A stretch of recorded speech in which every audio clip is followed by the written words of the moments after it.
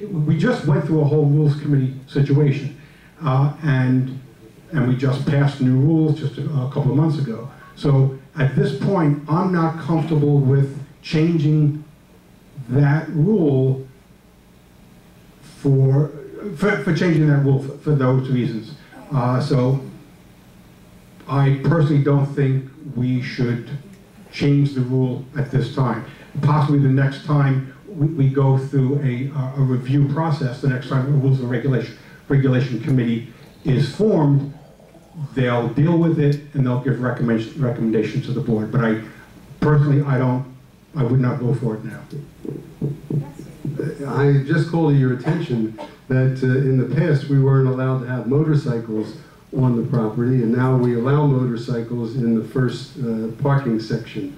Okay, and the other thing, if I'm correct, I understand, but they weren't allowed on the property before. Now they're allowed on the property.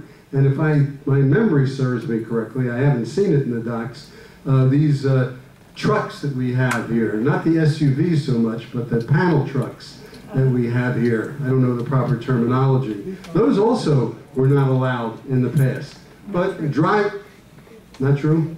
No, sir. Yeah, I thought that it was true, and now the driving, I thought it was true. yeah, the vehicles are different today, and we've just accommodated. I know we're not allowed to have signs on the vehicles, but I thought we couldn't, in the past, couldn't have those two-door things with the thing in the back, whatever you call it. Pickup truck, that's it, a pickup truck, yeah. I thought so too. Yeah, you're allowed to have a pickup truck. Would you look up that in the docs to see if the originals, if we were allowed to have pickup trucks? Okay? All right, so again, bicycles are harmless, like John said. These racks, some of the racks are upside down. You know, you can't even use the rack. So again, I think it's worth talking about. We may not win, but at least we can just bring it up, and maybe eventually we'll win. Okay. I think there's a very clear distinction between allowing motorcycles to be parked in one particular part of the property and allowing a change in our appearance on balconies. It's just two very different situations. So again, and right now I'm not inclined to vote for that kind of a change on an appearance issue. If motorcycles make loud noise, is an alternative to put blinds or enclose your balcony? So it's private? Yeah, at this point, as far as I know, there are a few people who have made an investment to enclose their balconies. They've made quite an investment, and they have blinds around them, and that's perfectly fine as long as they get approval from the association as far as the plans are concerned. And once they do that, if whatever is on those balconies cannot be seen from the outside, it's not an issue. Why is the appearance of a bicycle on a balcony so offensive to you? It's true. It's the logical place to park a bicycle, number one. And you know what? I'm kidding now, but my bicycle has a seat on it. And if I sit on my bicycle on the balcony, that's patio furniture.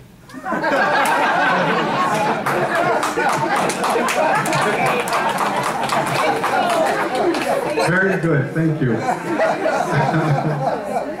Lisa. Interesting comments. Earlier when we were talking about washer and dryers, and there are certain people are grandfathered in, including corner units. Yep. And the movement, although it was tabled, was to change that. And now the argument is just the opposite. Oh, well, the rule's always been this way. We don't want to change it. It sounds a little selective to me. That, well, in this case we grandfather, in that case we don't grandfather, without a whole lot of logic involved. Okay, thank you. Any other comments? I agree with the last two people who spoke. Just because it's in the rules, I don't think that's enough to say, well, we shouldn't change the rules. If it's not a logical rule, it is a logical place for the bicycle to be in the balcony rather than in my living room, which is where it is. And I've had bikes in the past. I've placed them in bike racks, and I've had wheels taken off, not here, but in other places. And everywhere I've ever lived besides here, I've seen bikes and balconies. It's not a problem. I don't know if these rules were made back in the day when this was an entirely retirement community where young people were frowned upon and bikes were a sign that young people were here and maybe taking over. I don't think that this makes sense in this day and age when we have such a range of ages and people that want to stay healthy and ride their bikes and so forth. I think it's just logical, and I'd like to make a motion that we remove this prohibition. Yeah, we already have the motion, and it's already been seconded. The motion is to allow bicycles on balconies. Allow bicycles to be stored on balconies. That's the motion. And who made the motion? John made the motion. Now, a question, well, yeah, Jerry seconded, but a very important question came up. Is this rule going to be allowed an unlimited number of bicycles? Or just one bicycle? Oh, come on, let's change the subject, it's already enough. Let's go and move, because now it's almost 10 o'clock. This question, I think, is a valid question. Bicycle, it's okay, just take one bicycle, two bicycle, what's the problem? Mr. Bando, relax. Relax, Mr. We have you half have to an hour with the go home, bicycle. but relax. We're having a conversation. We have half an hour with the So what? You're entitled to go anytime you want. The door is open. The door is open. Goodbye. Okay. No, this is not the right to say. Come on, we are an owner. So another issue here, Mr. Bondar, please, enough. No, not enough. Okay, so there's another. Interrupting, okay? This young man has a good idea. This young man has a good idea. Microphone. We want to get to know you. Well, what if you have to get the bicycle registered and get a little sticker, so it's a one-by-one case, I suppose? Just an idea. Register your bike like you do your car. So if you have, let's say, 2 bikes on a balcony at most. Okay, the vote is, the motion is before the board. Roll call, please. Wait, he's got a comment. I have a suggestion. Since the docs say that we are not allowed to have our bicycles on the streets here. It doesn't say that. No. Yeah, but on the streets also. No, there's no prohibition about riding a bike in the common area. Yeah, but why don't we have a shed somewhere and put all the bicycles in that shed?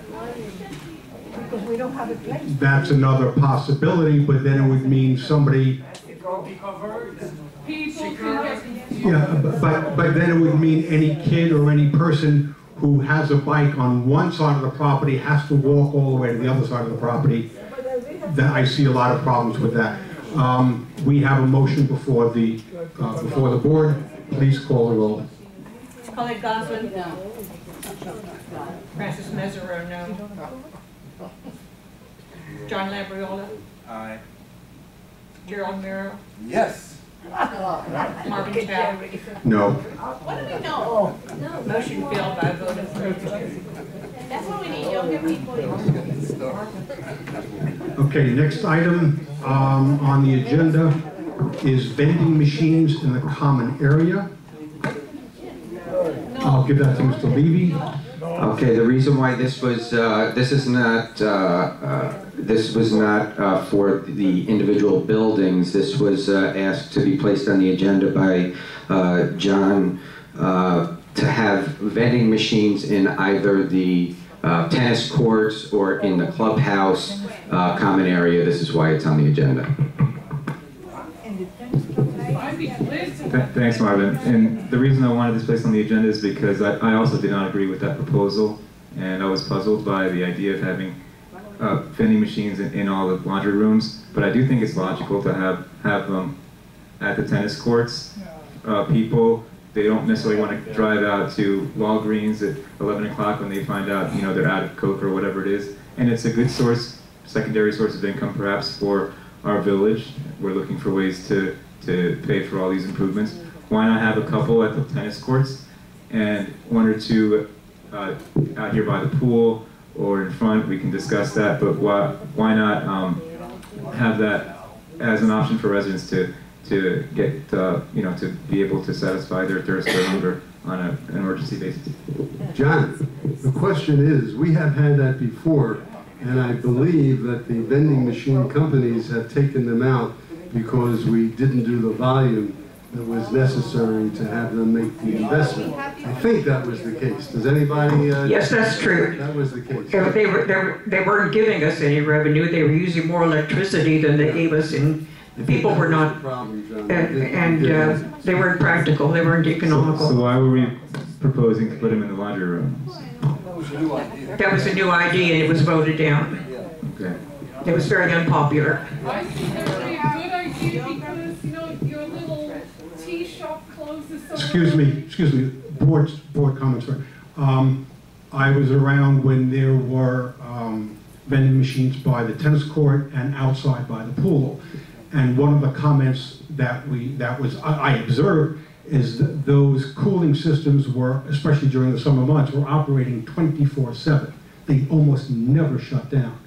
So, and the minuscule amount of income that we got from it, we're sure did not even pay for the electricity. So it's just economically, it doesn't make any sense to do that. And as far as people having beverage, they're more than welcome to bring their water bottles or anything else. The only restriction is they can't bring a glass container. Any other comments on the board? Any other comments from the audience? Well, I think it would be a good idea to bring the vending machine back to the clubhouse or put it in laundry rooms because your little tea shop closes so early. Okay, thank you. Michael. Different clientele now than it was before. Back years ago, when you say young people, and people like me who can't drive, I appreciate a machine here. And I'm sure there's got to be one other person here like me. Okay, as far as a vending machine, my personal objection to a vending machine outside is because there's little likelihood that I believe that it will pay for itself. It's going to be a net expense. As far as a vending machine somewhere inside the clubhouse where it's not subject to the extremes of heat, I'm personally willing to consider that. Outdoor vending machines. Excuse me? Outdoor vending machines are not only difficult to maintain, but very costly to maintain. But we used to have vending machines in the small card room. You could go in there and buy chips, snacks, cookies, ice cream, soda. And I find it a little hard to believe that they weren't making any money because every time I went to buy anything, they were sold out. I think that there's another reason why the vending machines were removed, which happened a short time, and this is nothing personal, this is not a personal attack. The vending machines were removed a short time after our tea shop opened. Yes. No. There's Okay. no, It's not fair. you'd have to be very naive to think that there's no connection there. Personally, I'm willing to consider the prospect of putting vending machines in, I think, what we now call the kitchen. To me, that would be the logical location for it. And I think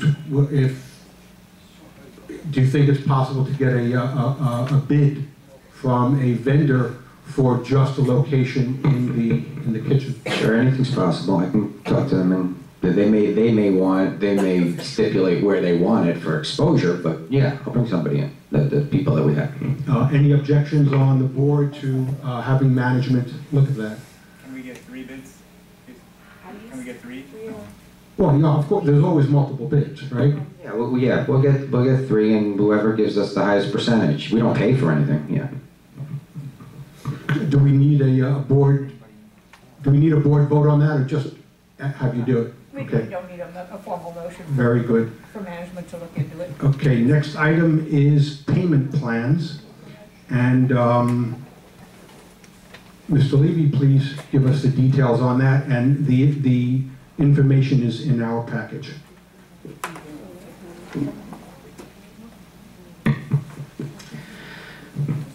Okay, the person is requesting their current delinquency amount balance through March 13th is approximately $8,300 and some change.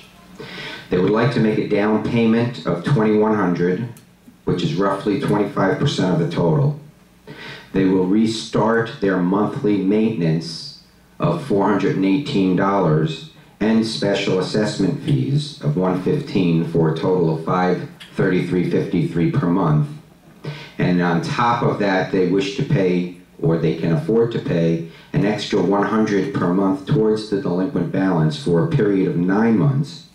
Then starting in January 2014, they will increase that to $200 above their maintenance and assessment for 12 more months, followed by an extra $300 per month paid through 2015 for a 31-month total payback. While it's taking them 31 months, and this is very important to understand, they will continue to pay their current maintenance and assessment every month starting now, and it will take 31 months to pay the arrears. They also are requesting that upon removal of the payment plan and following the down payment, that restrictions to the common areas be lifted, barcodes, clubhouse, pool entrance, etc. And he would like a response as soon as possible so that he knows how to proceed. Any comments from the board? What happens if he fails to do this on any specified payment? A formal payment plan will be written up by Alliance. It will be paid to Alliance, who pays us, and a lien will be filed. And in the event that he does not come through with what he's saying, we have the option to immediately go to foreclosure. So a lien does get placed at the time of accepting the payment plan. Any other comments on the board? So, Jason, do you feel that this is an equitable arrangement personally? Do you think that this makes sense? It absolutely makes sense because you, from right now, will be getting your maintenance and special assessment every month. And so you're not going to lose out a potential of 8 months of running vacant until we can take title, and then we can lose the title when the bank forecloses. So I think it makes logical financial sense to do and to help the person. May I have a motion? John moves to approve the payment plan as presented. Do I have a second? I'll second. Are there any objections? Motion carries. Thank you. Next item, locker room intrusions.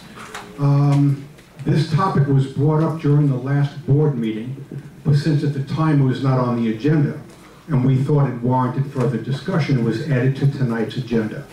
For those of you not familiar with the topic, last month, some of the lockers in the locker rooms in the Bavarian section were vandalized. It seems that a majority of people familiar with the incidents agree that the perpetrator was probably a resident of the community.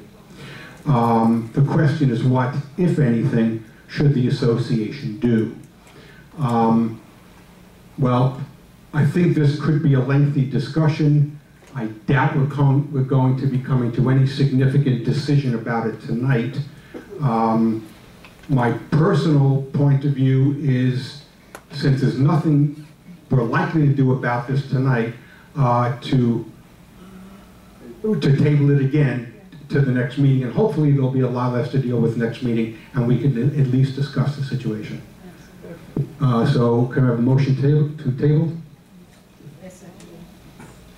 I'll make the motion. Jerry makes the motion to table, Colette seconds. Are there any objections? Motion to table carried. Thank you.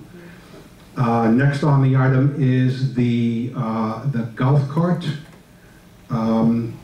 You have in front of you a proposal to replace a broken golf cart in the amount of, I believe it's $2,658.73.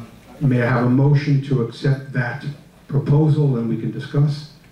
I do so move. Francis moves. Do I have a second? I'll second. Colette seconds. Any discussion?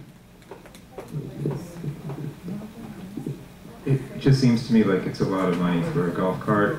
I'm not a golf cart expert, but I do think we've been spending a lot of money on a lot of golf carts. How many do we have now, and are they all necessary? Do we really need this additional one? How many do we have now? 7, I think? 7 or 8? Okay, every golf cart that we have is necessary to answer that question.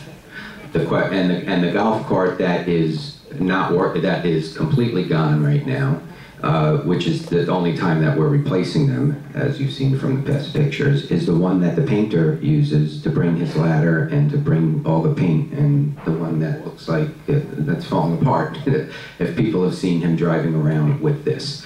Right now, he needs it, yes.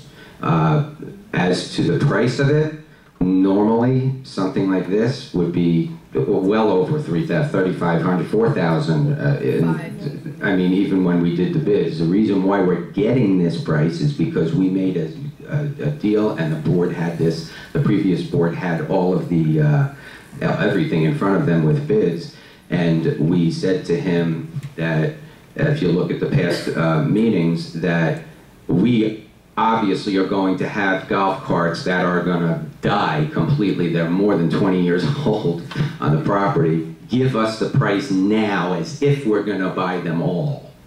And he gave us that price, which is why it's so cheap. I understand that you may not know what golf carts go for, but this is a low price for what we're getting for the golf cart. Yes, it is the best price, and yes, it is needed. It is necessary.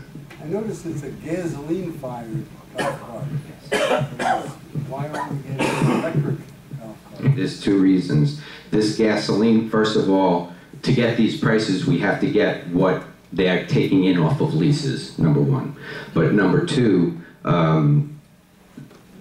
the different parts of the maintenance department use the vehicles differently. This guy rides constantly around. If we were going to get him electric, we'd have to get 2 because it would have to be plugged in halfway through. So by having the gas, and the gas we figured out, it was how much a month? It was like $20 or something like that. What? $12 for gas. So it definitely made sense to do it this way. Another point on that, I don't know if we have regulations on speed, but sometimes I see people riding around on those pretty fast and then screeching to a halt. Maybe that could be part of the problem of why this particular one broke down. Could we have instructions to our people to, treat those carts with a little more respect and not wear out the tires? Yes, we do, but if you look at